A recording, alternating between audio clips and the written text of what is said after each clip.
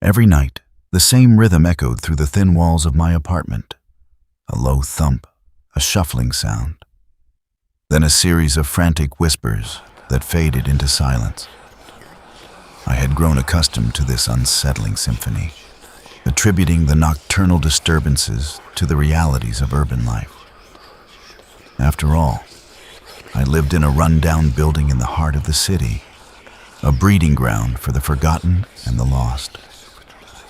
However, my apartment had something more. It was haunted.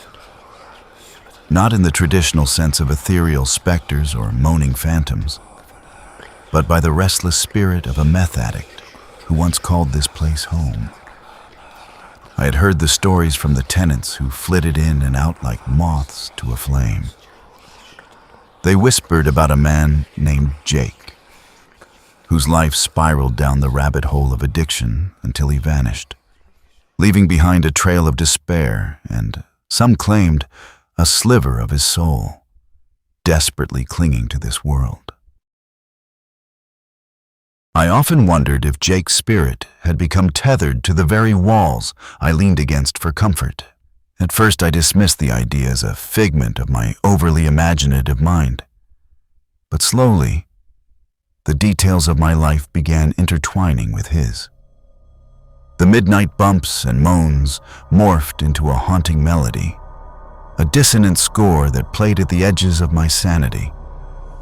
One harrowing evening, as rain lashed against the window and shadows danced under the flickering light, I decided to confront the source of my unease. Armed with nothing but a flashlight and a mix of trepidation and resolve, I crept out of bed, my heart pounding to the erratic rhythm of the mysterious noises. As I moved down the dimly lit hall, the air turned thick, stifled by years of neglect and the overwhelming scent of dampness. With each step, I could feel the darkness wrapping around me, tugging me toward an unseen truth.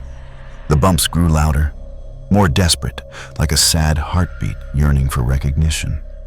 I paused in front of a door that stood ajar, barely illuminated by the flickering overhead light.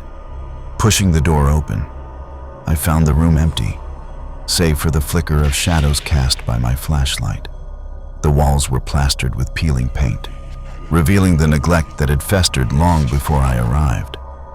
I noticed remnants of Jake's life, empty syringes discarded like broken dreams, crumpled up cigarette packs, and a mattress on the floor, stained with the miles he had traveled through his turmoil. "Jake," I called out hesitantly, my voice barely a whisper in the oppressive silence. "Are you here?" For a moment, the only response was the low drumming of my heartbeat. And then, to my shock, I heard it. The unmistakable sound of scraping, as something shifted in the corner of the room. My light fell upon the floor where a shadowy figure curled up, twitching in discomfort. The sight sent a chill down my spine. It was him, Jake. His gaunt frame twisted in nervous energy. "Stay back!" I cried, taken aback and faltering at the sight of the gaunt, skeletal figure before me. His eyes, wide and hollow, flickered toward me, a blend of panic and sorrow etched across his face. "I didn't mean to scare you," he said, his voice ragged yet strangely soft. I can't help it. I'm stuck here." "Stuck?" I echoed, struggling to comprehend what I was seeing. "You're dead."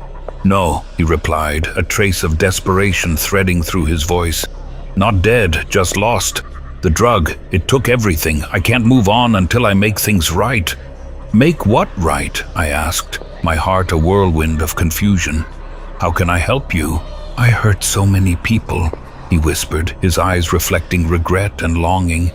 "I left my family, my friends, all the pain I caused. It's like a chain around my neck. I can't go until I free them."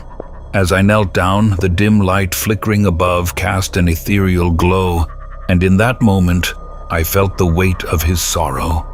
"Tell me how," I urged, my voice steady now. Jake hesitated, and for a second I saw a glimmer of hope in his eyes. Find them. Tell them I'm sorry. Tell them I didn't mean for it to end like this. With each word, I could feel the room pulsing with urgency, as if every dark corner of my apartment had absorbed his pain over the years. I nodded slowly, understanding the gravity of my task. I will. I promise. As I stood to leave, a profound silence enveloped us, and I could feel his presence begin to fade like autumn leaves swept away by the wind.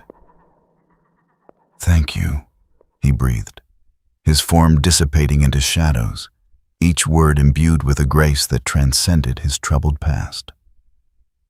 The bumps in the night no longer filled me with dread.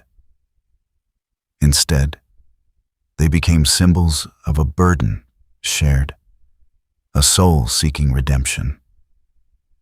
And as I returned to bed, tired yet uplifted, I knew my heart had expanded beyond the confines of my haunted apartment, to the unfinished stories waiting to be told, the ties still binding Jake to the world.